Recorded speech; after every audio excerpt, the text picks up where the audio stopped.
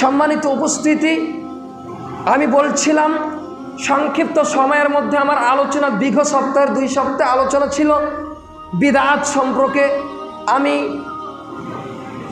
যথেষ্ট পরিমাণ তীক্ষ্ণ বিদ্যাতে আমি আপনাদেরকে বুঝিয়ে দিয়েছি যে বিদআত খুব ভয়ঙ্কর একটি পাপ, খুব জঘন্যতম একটি পাপ, যে পাপের কারণে কাল কিয়ামতের মাঠে আপনাকে লাঞ্ছিত অপদস্থ হতে হবে, যে পাপের কারণে, যে অন্যায়ের কারণে আপনার জান্নাত ছুটে যাবে, আপনি জান্নাতে যেতে পারবেন না, যে পাপের কারণে, যে অন্যায়ের কারণে কাল কিয়ামতের মাঠে যে নবী মুহাম্মদ সাল্লাল্লাহু আলাইহি সাল্লাম আমাদের ব্যাপারে সুপারিশ করবেন, তিনি আমাদের অন্যায় কাজ শুনে তিনি আমাদের সুপারিশ করবেন না।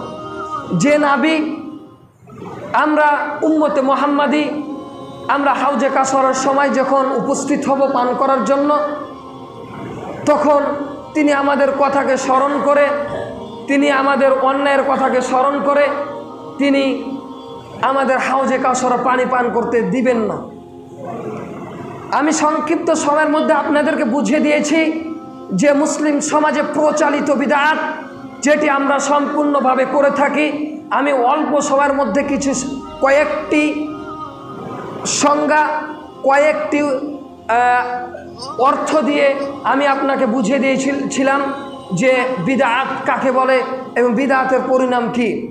আমি আবারও বলছি, বিদআত যারা করে, পৃথিবীর মধ্যে যে সমস্ত মানুষ, যে সমস্ত নর নারী মহিলা পুরুষ যারা বিদআত কর্ম করে, যারা বিদআত আমল করে, আল্লাহ রসুল সাল্লাল্লাহু আলাইহি সাল্লাম বলেছেন, জাবের হতে হাদিসটি বর্ণিত, তিনি বলেন রসুল সাল্লাল্লাহু আলাইহি সাল্লাম বলেছেন কুল্লু বিদআতিন দলালা, প্রত্যেকটি বিদআত হচ্ছে পথভ্রষ্টা, অকুল্লা দলালাতিন ফিন্নার, আর প্রত্যেকটি পথভ্রষ্টা, প্রত্যেকটি বিদআতের স্থান হচ্ছে জাহান্নাম।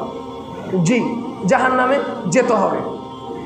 যারা বিদআত করে, যারা আল্লাহ রসুল সাল্লাল্লাহু আলাইহি সাল্লামকে ছোট করে, অমান্য করে বিদআত করে, তাদেরকে জাহান্নামে যেতে হবে, এটাই বাস্তব। তারা জাহান্নামে যাবে, এটাই বাস্তব। কাল কিয়ামতের মাঠে তারা সুপারিশ পাবে না, এটাই ঠিক। কাল কিয়ামতের মাঠে তারা হাউজে কাসর পানি পান করতে পারবে না, এটাই ঠিক।